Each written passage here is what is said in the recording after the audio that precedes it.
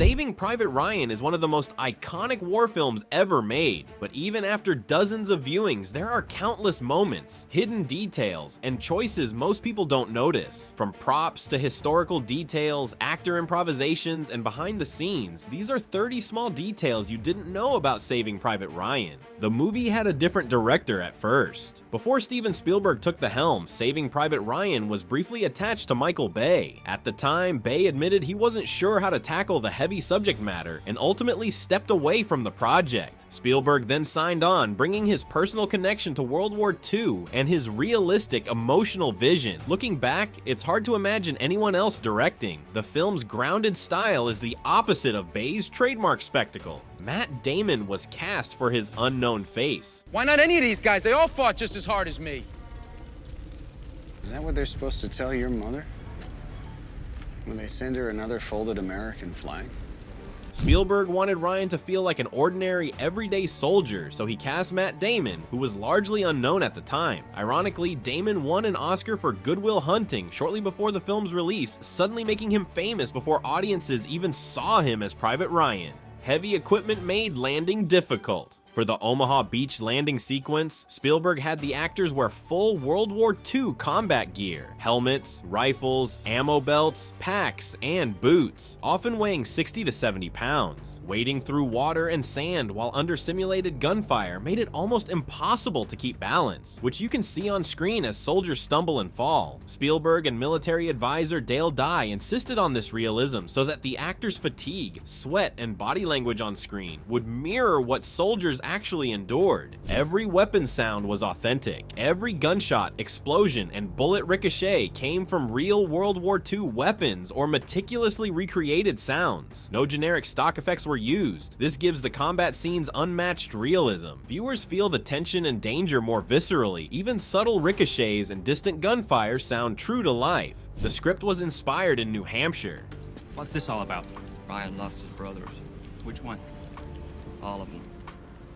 Screenwriter Robert Rodat has said the idea for Saving Private Ryan came to him during a visit to a small village in New Hampshire. While there, he saw a local monument listing the names of soldiers who had served and noticed several from the same family. That discovery, together with Ambrose's book on D-Day, sparked the central story of the Ryan brothers and the mission to save the last surviving son. Check Hedgehog's mistake. During the D-Day scene, the film shows the spiky anti-landing obstacles known as Czech Hedgehogs scattered along Omaha Beach. Spielberg intentionally placed them like this because of a true miscalculation by the German soldiers. In real life, the Germans placed the obstacles during high tide, intending to rip apart Allied landing craft, but the Americans launched the invasion at low tide, which left many of the obstacles visible and therefore less effective. Spielberg subtly reflects this miscalculation, showing Hedgehog sitting in shallow water where they failed to stop the attack. Bootcamp Training. At Spielberg's request, the cast went through a grueling boot camp led by retired Marine Captain Dale Dye. The program lasted around 10 days, during which the actors endured mud,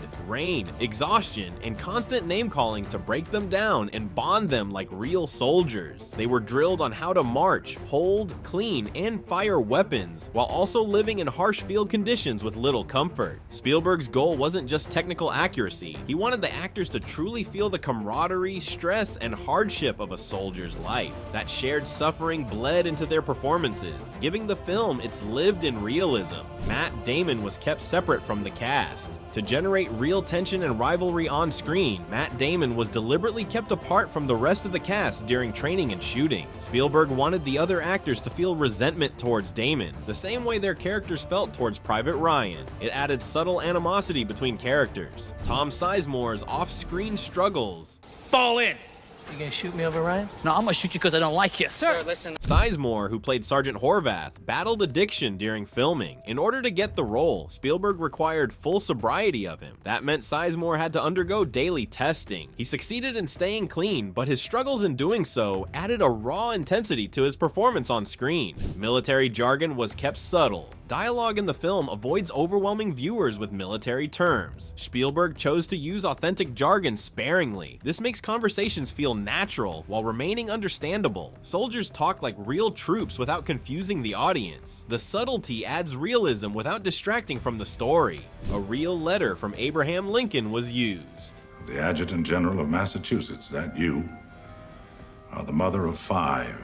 The moving letter read by General Marshall in the film wasn't invented for the script. It comes from Abraham Lincoln's famous 1864 letter to Lydia Bixby, a mother believed to have lost 5 sons in the Civil War. Spielberg included it to draw a parallel between different generations of American sacrifice. The words carry weight not just for the characters, but also for the audience. Using the actual letter grounds the film in history and adds solemn authenticity. Casting plans didn't all work out. Spielberg's early casting ideas weren't exactly what ended up on screen. For example, he considered Mel Gibson and Harrison Ford before ultimately giving the role of Captain Miller to Tom Hanks, whose quiet authority perfectly grounded the story. Other names floated for squad members included Edward Norton and Billy Bob Thornton, but scheduling and creative differences got in the way. In the end, the final cast, Hanks, Sizemore, Damon, and the rest, brought such authenticity that it's hard to imagine anyone else in their place. Omaha Beach shot in Ireland. While the real historical D-Day took place in Normandy, France, filming took place at Ballynesker Beach, Ireland. Sets and controlled environments there allowed for realistic scenery and explosions while maintaining safety. First-person nightmare filming. Spielberg wanted the D-Day landing to feel as if viewers themselves were trapped in the chaos. To achieve this, he used handheld cameras, long zoom lenses, and deliberately chaotic cuts to mimic a soldier's perspective. Cinematographer Janusz Kaminski even stripped the lenses of their protective coating to create a harsh, grainy look similar to World War II combat photography. The result is disorienting and immersive, pulling audiences into the confusion, terror, and raw brutality of Omaha Beach. High production cost for D-Day scene.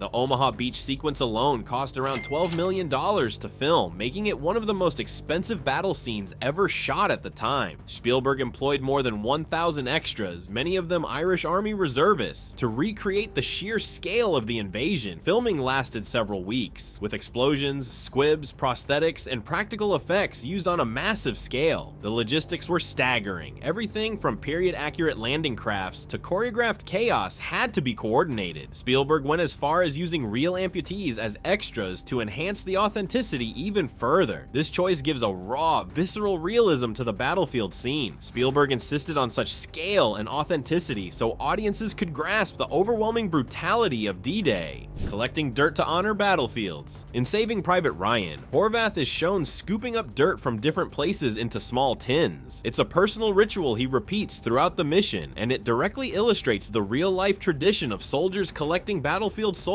as a memento or symbol of service. Vin Diesel's breakout role. Tarzan? Is it, Hey, drop dead, Corporal.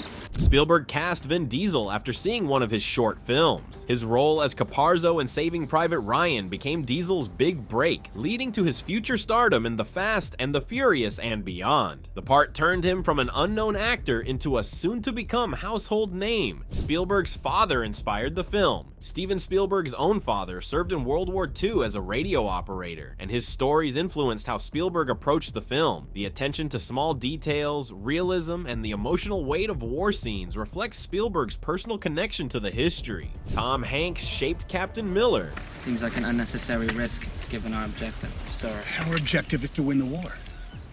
Tom Hanks didn't just play Captain Miller, he influenced how the character was built. He based Miller's leadership style on football and baseball coaches, combining quiet authority with human vulnerability. This made his performance deeply relatable. The town of Ramelle didn't exist. The climactic battle in the fictional town of Ramelle was filmed on an abandoned airfield in England. They fully constructed it with buildings, streets, and even an artificial river. After building it, they added destruction for authenticity. The Sullivan Brothers inspired a new military policy. The story of brothers serving together had a tragic real-world precedent. The Sullivan Brothers, 5 siblings stationed aboard the USS Juno, all died on November 14th, 1942, when the ship was sunk by a Japanese submarine. Their deaths shocked America and led to policies preventing siblings from serving side by side. This history gave Saving Private Ryan a strong, real-world backdrop, reminding viewers the Ryan family's loss wasn't just cinematic fiction. Every prop was historically accurate.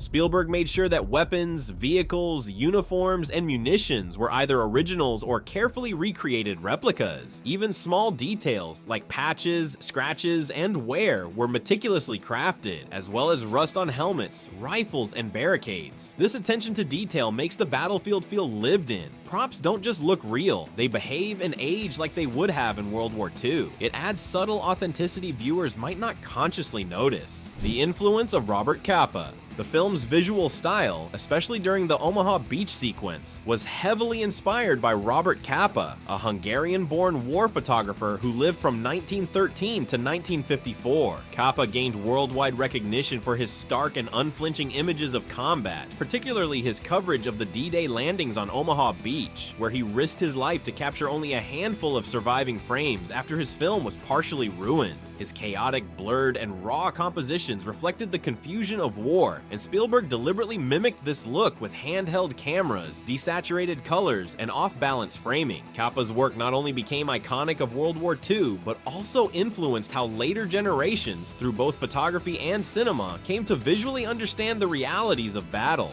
Miller's moral conflict on killing. I'll even put in the paperwork. I just know that every man I kill, the farther away from home I feel. Captain Miller hesitates before taking lives, showing his inner struggle. His moral conflict highlights the heavy responsibility of command. The film keeps these moments to show the personal cost of war. Viewers see that even heroism comes with ethical weight. Miller's choices humanize the violence on screen. Lighting reflects battlefield reality. The night battles in Ramelle were lit using flares, fires, and muzzle flashes. This created uneven, flickering light like real combat would have. Shadows and sudden bursts of brightness heighten tension. It makes viewers feel disoriented, as soldiers would be. The lighting adds a gritty, realistic atmosphere to the scenes. Camera shakes to simulate explosions. As an experiment, Spielberg attached mechanical drills to cameras to mimic the force of explosions. The resulting shake and vibration put viewers in the middle of the chaos. It creates disorientation, mirroring how soldiers would feel in combat.